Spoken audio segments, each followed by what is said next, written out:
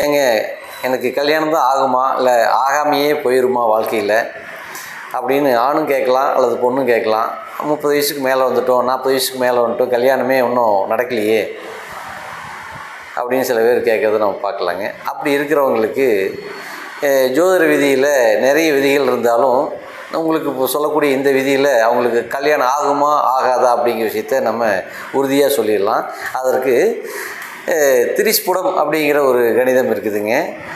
ஒருத்தருடைய ஜாதகத்தில் ஆணாக இருந்தாங்கன்னா 7ஆம் ஆணாக இருந்தாலும் சரி, பெண்ணாக இருந்தாலும் சரி, 7ஆம் இடம் அவங்களுடைய கலத்திரம்னு சொல்லக்கூடிய திருமண பாவமாக சொல்லுவோம். அந்த 7ஆம் அதிபதியும் சந்திரனுடைய 7ஆம் அதிபதியுடைய ஸ்புடத்தையும் சந்திரனுடைய ஸ்புடத்தையும் மாந்தியுடைய ஸ்புடத்தையும் 3ஐயும் கூட்டினீங்கன்னா வரக்கூடிய ஸ்புடத்தை 360க்குள்ளே இருந்துச்சுன்னா, உதாரணமாக வந்து பார்த்தோன்னா 335 அப்படின்னு ஸ்புடம் வருதுன்னு சொல்லிச்சுன்னா மீன ராசியில் அந்த ஸ்புடம் நிற்கும்.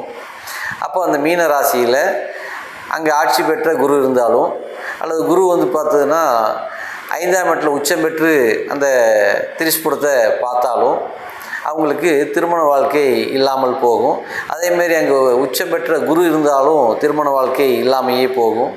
அல்லது ஆட்சி பெற்ற புதன் 7ஆம் இடத்துல ஆட்சி பெற்று புதன் அந்த திரிஸ்புட லக்னத்தை பார்த்தாலும் திருமண வாழ்க்கை இல்லாமல் போகிறத நம்ம சித்தர்கள் ஏற்கனவே சொல்லியிருக்கிறாங்க.